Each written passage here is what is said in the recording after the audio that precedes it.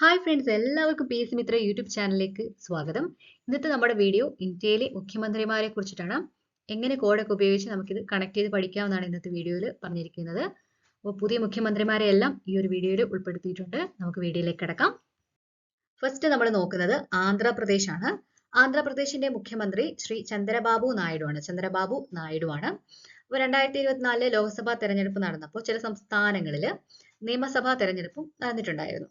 ആ സംസ്ഥാനങ്ങൾ ആന്ധ്രാപ്രദേശ്, അരുണാചൽ പ്രദേശ്, സിക്കിം, ഒഡീഷ. ആന്ധ്രാപ്രദേശ്, അരുണാചൽ പ്രദേശ്, സിക്കിം, ഒഡീഷ ഈ സംസ്ഥാനങ്ങളിലായിരുന്നു നിയമസഭാ ഇലക്ഷനും നടന്നിട്ടുണ്ടായിരുന്നത്. അപ്പോൾ ആന്ധ്രാപ്രദേശ് വളരെ ഇമ്പോർട്ടന്റ് ആണ്. അവിടുത്തെ മുഖ്യമന്ത്രിയായിട്ട് വന്നത് ചന്ദ്രബാബു നായിഡു ആണ്. 2024 ജൂൺ 12 അദ്ദേഹം ജോയിൻ ചെയ്തത്. അപ്പോൾ നമ്മൾ വളരെ ഇമ്പോർട്ടന്റ് ആണ്. അപ്പോൾ അദ്ദേഹത്തിന്റെ പാർട്ടിയും കൂടെ നമുക്ക് പഠിച്ചു വെക്കാം. തെലുങ്ക് ദേശം പാർട്ടിയാണ്. അപ്പോൾ നമുക്ക് ഇനി എങ്ങനെ നമുക്ക് ഈ മുഖ്യമന്ത്രി ഈ ഒരു സംസ്ഥാനമായിട്ട് കണക്ട് ചെയ്ത് പഠിക്കാം. അപ്പോൾ ആന്ധ്രാപ്രദേശ് എന്നുള്ളതിൽ ആന്ധ്ര ചന്ദ്ര ഇങ്ങനെ നമുക്ക് കണക്ട് ചെയ്ത് പഠിച്ചാൽ പോരെ. ആന്ധ്ര ചന്ദ്ര. അടുത്തത് അരുണാചൽ പ്രദേശ് ആണ്. അരുണാചൽ പ്രദേശിന്റെ മുഖ്യമന്ത്രിയാണ് ശ്രീ പേമ ഖണ്ഡു എന്ന് പറയുന്നത്. പേമ ഖണ്ഡു ആണ്. അപ്പോൾ അദ്ദേഹം മൂന്നാമത്തെ തവണയാണ് അദ്ദേഹം അരുണാചൽ പ്രദേശിന്റെ മുഖ്യമന്ത്രിയായിട്ട് വരുന്നത്. അപ്പൊ അദ്ദേഹത്തിന്റെ മറ്റൊരു പ്രത്യേകത എന്താണ്? രാജ്യത്തെ ഏറ്റവും പ്രായം കുറഞ്ഞ മുഖ്യമന്ത്രിയാണ് ശ്രീ പേമ ഖണ്ഡു എന്ന് പറയുന്നത്. അരുണാചൽ പ്രദേശിന്റെ മുഖ്യമന്ത്രിയാണ്. എങ്ങനെ നമുക്ക് കണക്ട് ചെയ്ത് പഠിക്കാം? അരുൺ പ്രേമേ ഖണ്ഡു എന്ന് പഠിച്ചാൽ മതി. അരുൺ പ്രേമേ ഖണ്ഡു. അപ്പൊ ശ്രീ പേമ ഖണ്ഡു അരുണാചൽ പ്രദേശിന്റെ മുഖ്യമന്ത്രിയാണ്. അതുപോലെ ആന്ധ്രാപ്രദേശിന്റെ ആന്ധ്ര ചന്ദ്ര ഇങ്ങനെ നമുക്ക് കണക്ട് ചെയ്ത് പഠിക്കാം. ആന്ധ്രാപ്രദേശിന്റെ മുഖ്യമന്ത്രി ശ്രീ ചന്ദ്രബാബു നായിഡു ആണ്. അടുത്തത് ആസാമാണ്. ആസാമിന്റെ മുഖ്യമന്ത്രിയാണ് ഹിമന്ത് വിശ്വശർമ്മയാണ്. അപ്പൊ ആസാം അറിയപ്പെടുന്നത് എങ്ങനെയാണ്? ഇന്ത്യയിൽ ഏറ്റവും കൂടുതൽ തേയില ഉൽപ്പാദിപ്പിക്കുന്ന സംസ്ഥാനമാണ് ആസാം എന്ന് പറയുന്നത്. അപ്പൊ തേയില തണുപ്പുള്ള സ്ഥലങ്ങളിലാണ് വളരുന്നത്. അപ്പൊ തണുപ്പുള്ള എന്ന് പറയുമ്പോൾ നമുക്ക് ഹിമം ഓർക്കാമല്ലോ. അപ്പോൾ അങ്ങനെ നമുക്ക് കണക്ട് ചെയ്യാം. ഹിമം ഉള്ള സ്ഥലങ്ങളിലാണ്, അല്ലെങ്കിൽ തണുപ്പുള്ള സ്ഥലങ്ങളിലാണ് തേയില ഏറ്റവും കൂടുതൽ വളരുന്നത്. തേയില ഏറ്റവും കൂടുതൽ ഉൽപ്പാദിപ്പിക്കുന്ന സംസ്ഥാനം ആസാമാണ്. അങ്ങനെ നമുക്ക് കണക്ട് ചെയ്ത് വരാം. അപ്പൊ ഇവിടെ എലിമിനേഷൻ ടെക്നിക്ക് ഉപയോഗിച്ചിട്ടാണെങ്കിൽ പോലും നമുക്ക് ഓപ്ഷനിലോട്ട് ഈസി ആയിട്ട് എത്താൻ പറ്റാവുന്നതേ ഉള്ളൂ. ആസാമിലെ മുഖ്യമന്ത്രിയെ ഓർത്ത് വെക്കുക, ഹിമന്ത് വിശ്വശർമ്മയാണ്. ഇവിടെ നമ്മൾ കണക്ട് ചെയ്തത് തേയില സംസ്ഥാനമാണ്. അത് ഏറ്റവും കൂടുതൽ തേയില ഉൽപ്പാദിപ്പിക്കുന്ന സംസ്ഥാനമായ ആസാമിനെ നമ്മൾ തണുപ്പുമായിട്ട് കണക്ട് ചെയ്തു. തണുപ്പ് എന്ന് പറയുന്നത് ഹിമമായിട്ടൊക്കെ കണക്ട് ചെയ്തിട്ടാണ് നമ്മളിവിടെ ആസാമിന്റെ മുഖ്യമന്ത്രിയെ പഠിക്കുന്നത്. ഹിമന്ത് വിശ്വശർമ്മയാണ്.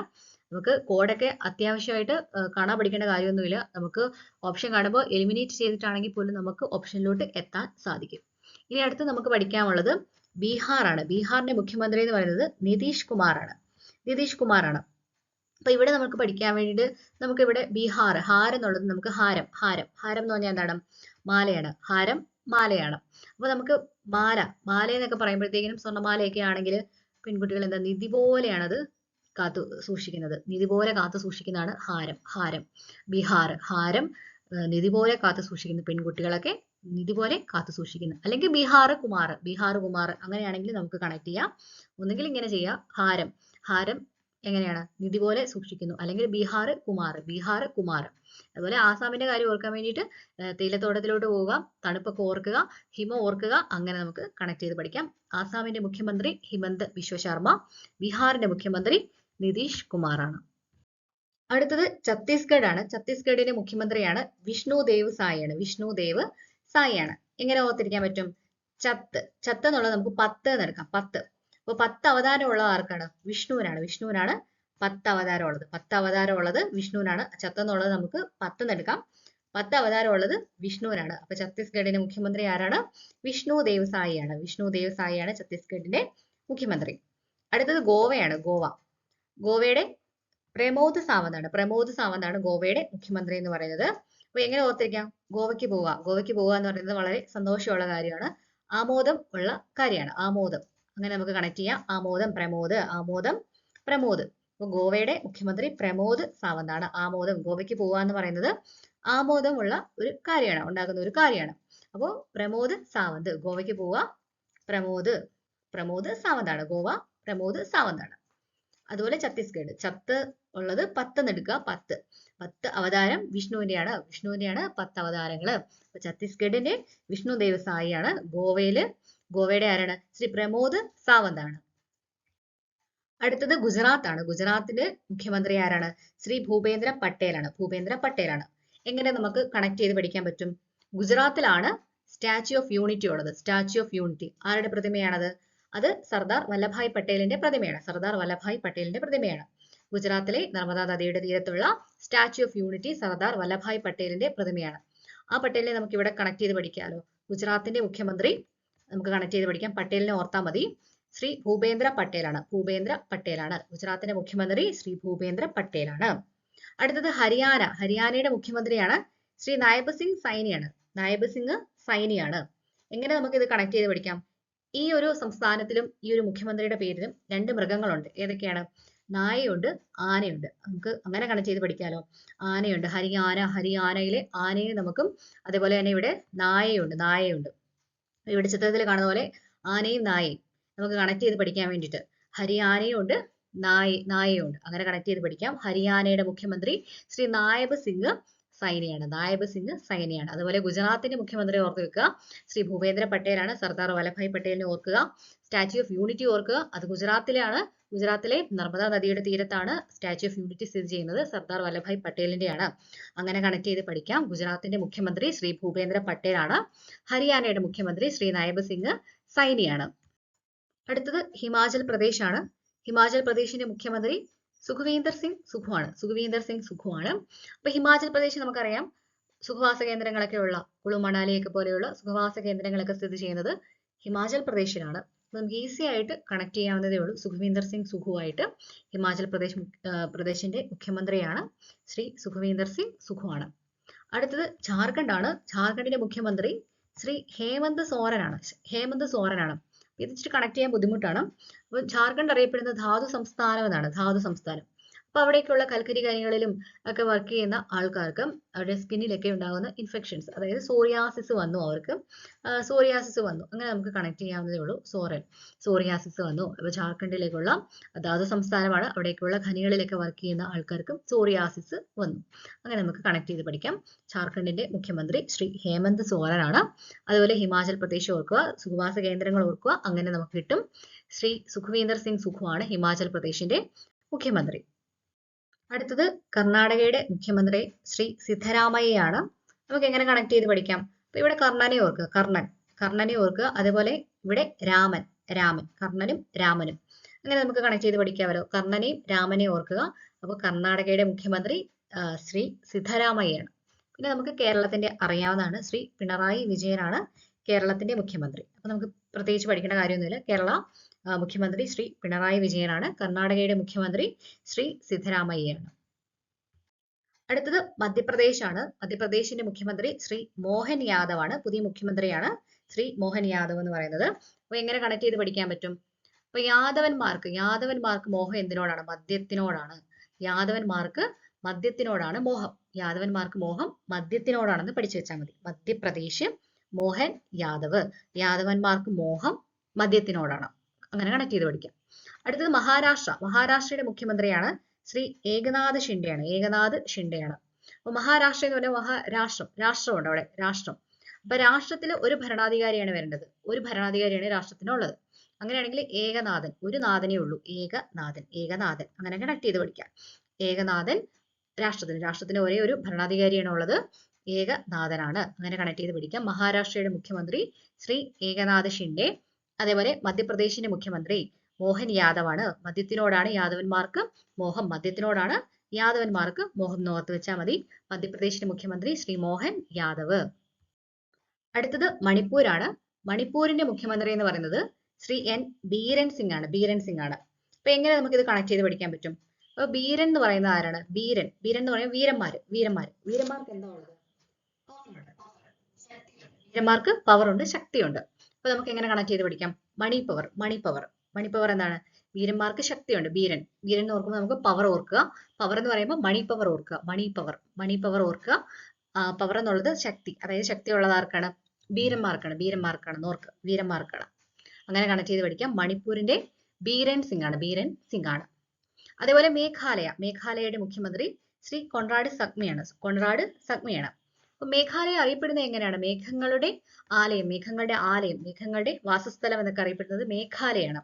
അപ്പൊ എങ്ങനെ നമുക്ക് ഇത് കണക്ട് ചെയ്യാൻ പറ്റും? ഈ സഗ്മ എന്നുള്ളത് നമുക്ക് സംഗമം. അപ്പൊ മേഘങ്ങൾ സംഗമിക്കുന്ന എവിടെയാണ്? മേഘാലയയിലാണ് മേഘങ്ങൾ സംഗമിക്കുന്നത്. അങ്ങനെ കണക്ട് ചെയ്ത് പഠിക്കാം. മേഘാലയ, ശ്രീ കോൺറാഡ് സഗ്മ, സംഗമിക്കുന്നത് ഓർക്കുക. അപ്പൊ മേഘങ്ങൾ സംഗമിക്കുന്നത് മേഘാലയ ശ്രീ കോൺറാഡ് സഗ്മയാണ്. അതുപോലെ മണിപ്പൂരിന്റെ ആരാണ്? ബീരേൻ സിംഗ് ആണ്. വീരന്മാർക്ക് എന്താ ഉള്ളത്? പവർ ആണുള്ളത്. മണി പവർ ഓർക്കുക, മണി പവർ ബീരേൻ സിംഗ് ആണ്. അടുത്തത് മിസോറാമിന്റെ മുഖ്യമന്ത്രിയാണ് ശ്രീ PU ലാൽ ദുഹോമയാണ്. അപ്പൊ അദ്ദേഹം പുതിയ മുഖ്യമന്ത്രിയാണ്. അപ്പൊ അദ്ദേഹത്തിന്റെ ഒരു പ്രത്യേകത എന്താണ്? കൂറുമാറ്റ നിരോധന നിയമപ്രകാരം പാർലമെന്റിൽ നിന്നും പുറത്താക്കപ്പെട്ട ആദ്യത്തെ വ്യക്തിയാണ്. കൂറുമാറ്റ നിരോധന നിയമപ്രകാരം പാർലമെന്റിൽ നിന്ന് പുറത്താക്കപ്പെട്ട ആദ്യ വ്യക്തിയാണ് ശ്രീ PU ലാൽ ദുഹോമ എന്ന് പറയുന്നത്. അദ്ദേഹത്തിന്റെ പാർട്ടി എന്താണ്?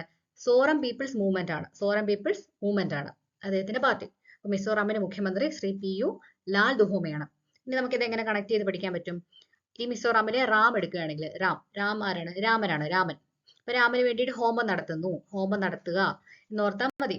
അപ്പൊ രാമന് വേണ്ടിയിട്ട് ഹോമം നടത്തുന്ന കാര്യമൊക്കെ ഓർത്താൽ മതി. മിസോറാമിന്റെ ലാൽ ദുഹോമയാണ്. പിന്നെ അദ്ദേഹത്തിന്റെ പാർട്ടിയും കൂടി ഓർത്ത് വെക്കുക. സോറം പീപ്പിൾസ് മൂവ്മെന്റ് ആണ്. അതുപോലെ നാഗാലാൻഡിന്റെ മുഖ്യമന്ത്രി ശ്രീ നെഫ്യൂ റിയോ ആണ്. എങ്ങനെ നമുക്ക് ഇത് കണക്ട് ചെയ്യാം? നാഗാലാൻഡ് എൻ കൂട്ടിയ ഒരേ ഒരു സംസ്ഥാനമേ ഉള്ളൂ, അത് നാഗാലാൻഡ് ആണ്. അപ്പൊ എന്നും ഇവിടെ ഒരു N തന്നെയാണുള്ളത്, നെഫ്യൂ എന്നുള്ളതിന്റെ. അപ്പൊ നാഗാലാൻഡ് നെഫ്യൂ, അങ്ങനെ നമുക്ക് അക്ഷരങ്ങൾ വെച്ചിട്ട് കണക്ട് ചെയ്ത് പഠിക്കാം. Nagaland nephew Rio. അതേപോലെ തന്നെ മിസോറാമിന്റെ ഓർക്കുകയാണെങ്കിൽ നമ്മൾ രാമനെ ഓർക്കുക. രാമന് വേണ്ടിയിട്ട് ഹോമം നടത്തുന്ന കാര്യം ഓർക്കുക വെക്കുക. അടുത്തത് ഒഡീഷയാണ്. ഒഡീഷയുടെ മുഖ്യമന്ത്രിയാണ് ശ്രീ മോഹൻ ചരൺ മാജിയാണ്. 2024 ലോക്സഭാ തെരഞ്ഞെടുപ്പ് നടന്നപ്പോൾ ചില സംസ്ഥാനങ്ങളിൽ നിയമസഭാ തെരഞ്ഞെടുപ്പ് നടന്നിട്ടുണ്ടായിരുന്നു. അതിലൊരു സംസ്ഥാനമാണ് ഒഡീഷ എന്ന് പറയുന്നത്. അപ്പോൾ വളരെ ഇമ്പോർട്ടന്റ് ആണ് ഈ ഒരു മുഖ്യമന്ത്രി ശ്രീ മോഹൻ ചരൺ മാജി എന്ന് പറയുന്നത്. അതേപോലെ തന്നെ അദ്ദേഹം പ്രമുഖ ഗോത്ര വിഭാഗത്തിന്റെ നേതാവും കൂടിയാണ് അദ്ദേഹം. അതേപോലെ തന്നെ ഒഡീഷയുടെ ആദ്യത്തെ BJP മുഖ്യമന്ത്രിയും കൂടിയാണ്. അപ്പോൾ ഒഡീഷ ഓർത്ത് വെക്കുക, ശ്രീ മോഹൻ ചരൺ മാജിയാണ്. ഇനി നമുക്ക് എങ്ങനെ ഇത് കണക്ട് ചെയ്ത് പഠിക്കാൻ പറ്റും? മാജി എന്നുള്ളത് നമുക്ക് മാജിക്ക് എന്ന് എടുക്കാം. മാജിക്ക് കാണാൻ വേണ്ടിയിട്ട് മോഹൻ ഓടി, മാജിക്ക് കാണാൻ വേണ്ടിയിട്ട് മോഹൻ ഓടി എന്ന് ഓർത്താൽ മതി. ഇതൊന്നും നമുക്ക് വലിയ ഈ കോഡൊന്നും നമുക്ക് കാണാതെ പഠിക്കേണ്ട യാതൊരു കാര്യമില്ല. നമുക്ക് ഓപ്ഷൻസ് കാണുമ്പോഴത്തേക്കും നമ്മൾ ഇത് കണക്ട് ചെയ്ത് വെച്ചിട്ടുണ്ടല്ലോ, അത് ജസ്റ്റ് ഒന്ന് ഓർത്താൽ മാത്രം മതി. ഇതാണ് ആ ഓപ്ഷനിൽ കൊടുത്തിരിക്കുന്ന ആള് എന്ന് നമുക്ക് കണക്ട് ചെയ്താൽ മാത്രം മതി. അല്ലെങ്കിൽ നമുക്ക് കാണാൻ പഠിക്കേണ്ട യാതൊരു കാര്യവുമില്ല. അപ്പൊ നമുക്ക് ഓർത്ത് വെക്കാം, ഒഡീഷയുടെ മുഖ്യമന്ത്രി ശ്രീ മോഹൻ ചരൺ മാജിയാണ്. അപ്പൊ മാജിക്ക് കാണാൻ വേണ്ടിയിട്ട് മോഹൻ ഓടി എന്ന് ജസ്റ്റ് ഒന്ന് നമ്മൾ ഇമാജിൻ ചെയ്താൽ മാത്രം മതി. അടുത്തത് പഞ്ചാബാണ്. പഞ്ചാബിന്റെ മുഖ്യമന്ത്രി ആരാണ്? പഞ്ചാബിന്റെ മുഖ്യമന്ത്രിയാണ് ശ്രീ ഭഗവന്ത് സിംഗ് മാനാണ്. ഇതെങ്ങനെ നമുക്ക് കണക്ട് ചെയ്ത് പഠിക്കാം? അതായത് പഞ്ചലോഹ വിഗ്രഹം ഓർക്കുക. അത് ആരുടെയാണ്? ഭഗവാൻ. അപ്പൊ പഞ്ചലോഹ വിഗ്രഹം ഓർക്കുക, അത് ഭഗവാന്റെ പഞ്ചലോഹ വിഗ്രഹമാണെന്ന് ഓർത്താൽ മതി.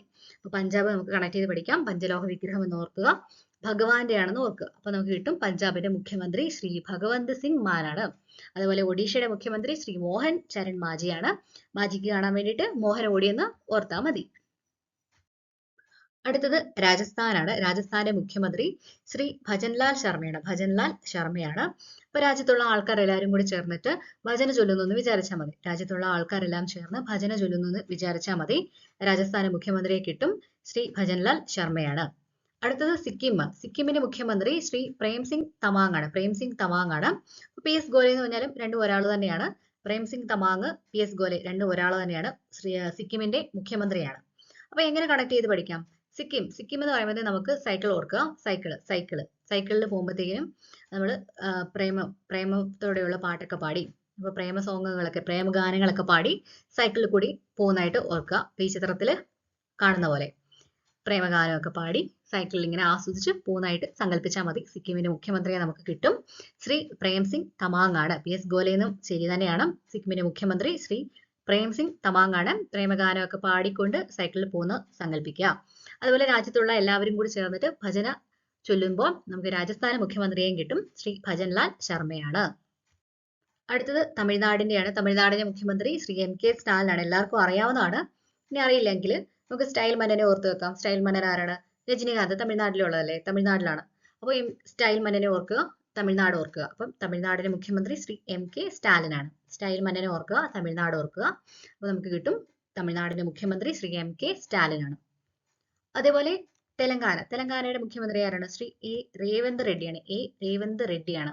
അപ്പോൾ പുതിയ മുഖ്യമന്ത്രിയാണ്, പഠിച്ചു വെക്കുക. തെലങ്കാനയുടെ പുതിയ മുഖ്യമന്ത്രി ശ്രീ രേവന്ത് റെഡ്ഡിയാണ്. അപ്പോൾ ഈ റെഡ്ഡി എന്നൊക്കെ പേര് കേൾക്കുമ്പോൾ നമുക്ക് മനസ്സിലാവുന്ന ആന്ധ്രാപ്രദേശ്, തെലങ്കാന ഇവിടെയൊക്കെ, അതായത് തെലുങ്ക് സംസാരിക്കുന്ന ആൾക്കാരുടെ പൊതുവെ അവർ അറിയപ്പെടുന്ന ഒരു റെഡ്ഡി എന്നൊക്കെ കേൾക്കുമ്പോഴേ നമുക്ക് തെലുങ്കാണ്, ആന്ധ്രാപ്രദേശാണ് അങ്ങനെയൊക്കെയായിരിക്കും നമുക്ക് കണക്ട് ചെയ്യാൻ പറ്റുന്നത്. അങ്ങനെ നമുക്ക് കണക്ട് ചെയ്ത് വെക്കാൻ പറ്റും. അപ്പോൾ ആന്ധ്രാപ്രദേശിനെ ഓൾറെഡി നമ്മൾ പഠിച്ചു. ചന്ദ്രബാബു നായിഡുവിനെ നമ്മൾ ഓൾറെഡി ആന്ധ്രാപ്രദേശിന്റെ മുഖ്യമന്ത്രിയാണെന്ന് പഠിച്ചിട്ടുണ്ട്. അപ്പോൾ റെഡ്ഡി അടുത്തത് കേട്ട് കഴിഞ്ഞാൽ തെലങ്കാനയുടെ മുഖ്യമന്ത്രിയാണെന്ന് ഓർക്കണം. അപ്പോൾ തെലങ്കാനയുടെ മുഖ്യമന്ത്രി ശ്രീ രേവന്ത് റെഡ്ഡിയാണ്. അതേപോലെ തമിഴ്നാടിന്റെ മുഖ്യമന്ത്രി ശ്രീ MK സ്റ്റാലിനാണ്. സ്റ്റൈൽ മന്നനെ ഓർക്കുക. തമിഴ്നാട് ശ്രീ MK സ്റ്റാലിനാണ്. അടുത്തത് ത്രിപുരയാണ്. ത്രിപുരയുടെ മുഖ്യമന്ത്രി ആരാണ്? ഡോക്ടർ മാണിക് സാഹയാണ്. അപ്പൊ നമുക്കിത് എങ്ങനെ കണക്ട് ചെയ്ത് വെക്കാൻ പറ്റും? ത്രീ എന്ന് പറഞ്ഞാൽ എന്താണ്? മൂന്നാണ്. മൂന്ന് മണി എന്ന് ഓർത്താൽ മതി. മൂന്ന് മണി അത്ര ഓർത്താൽ മതി. ത്രിപുരയുടെ മുഖ്യമന്ത്രിയെ നമുക്ക് കിട്ടി. ഡോക്ടർ മാണിക് സാഹയാണ്. അടുത്തത് ഉത്തർപ്രദേശിന്റെ മുഖ്യമന്ത്രി എല്ലാവർക്കും അറിയാവുന്നതാണ്. കോഡിന്റെ ആവശ്യമൊന്നും തന്നെ ഇല്ല. ശ്രീ യോഗി ആദിത്യനാഥാണ് ഉത്തർപ്രദേശിന്റെ മുഖ്യമന്ത്രി. അതുപോലെ ത്രിപുര 3 മണി എന്ന് ഓർക്കുക. ത്രിപുരയുടെ മുഖ്യമന്ത്രിയെ കിട്ടും. ഡോക്ടർ മാണിക് സാഹയാണ്. അടുത്തത് ഉത്തരാഖണ്ഡ് ആണ്. ഉത്തരാഖണ്ഡിന്റെ മുഖ്യമന്ത്രി ശ്രീ പുഷ്കർ സിംഗ് ധാമയാണ്. ഇതെങ്ങനെ നമുക്ക് കണക്ട് ചെയ്ത് പഠിക്കാൻ പറ്റും? ഈ ഒരു ചിത്രത്തിൽ കാണുന്ന പോലെ ഉത്തരാ സ്വയംവരം എടുക്കുകയാണെങ്കിൽ സ്വയംവരത്തിൽ എന്താണ്? പൂമാലയാണ് ഇടുന്നത്. പൂമാലയിൽ എന്താ ഉള്ളത്? പുഷ്പമാണുള്ളത്. അപ്പൊ നമുക്ക് പുഷ്പം വെച്ച് കണക്ട് ചെയ്യാലോ. ഉത്തരാ സ്വയംവരം ഓർക്കുക, പൂമാല ഓർക്കുക, പുഷ്പം ഓർക്കുക. അപ്പൊ നമുക്ക് കിട്ടും ഉത്തരാഖണ്ഡിന്റെ മുഖ്യമന്ത്രി ശ്രീ പുഷ്കർ സിംഗ് ധാമിയാണ് ഉത്തരാഖണ്ഡിന്റെ മുഖ്യമന്ത്രി. അതേപോലെ വെസ്റ്റ് ബംഗാളിന്റെ ആരാണ്? മമതാ ബാനർജിയാണ് വെസ്റ്റ് ബംഗാളിന്റെ മുഖ്യമന്ത്രി. ഇത് നമുക്ക് ബംഗാൾ ബാനർജി എന്ന് വെച്ച് കണക്ട് ചെയ്താൽ മതി. ബംഗാൾ ബാനർജി മമതാ ബാനർജിയാണ്. അപ്പോൾ ഉത്തരാഖണ്ഡിന്റെ നമുക്ക് ഓർത്ത് വെക്കാൻ വേണ്ടിയിട്ട് ഉത്തരാ സ്വയംവരം ഓർക്കുക, പൂമാല ഓർക്കുക, പുഷ്പം ഓർക്കുക. ഉത്തരാഖണ്ഡിന്റെ മുഖ്യമന്ത്രി ആരാണ്? ശ്രീ പുഷ്കർ സിംഗ് ധാമിയാണ് ഉത്തരാഖണ്ഡിന്റെ മുഖ്യമന്ത്രി. അപ്പൊ എല്ലാ കോഡുകളും നിങ്ങൾക്ക് കണക്ട് ചെയ്യാൻ പറ്റുമെന്ന് വിചാരിക്കുകയാണ്. അപ്പോൾ നല്ല കോഡുകൾ ഉണ്ടെങ്കിൽ കമന്റ് ചെയ്യുക. മറ്റൊരു വീഡിയോയുമായിട്ട് നമുക്ക് വീണ്ടും കാണാം. എല്ലാവർക്കും താങ്ക് യു.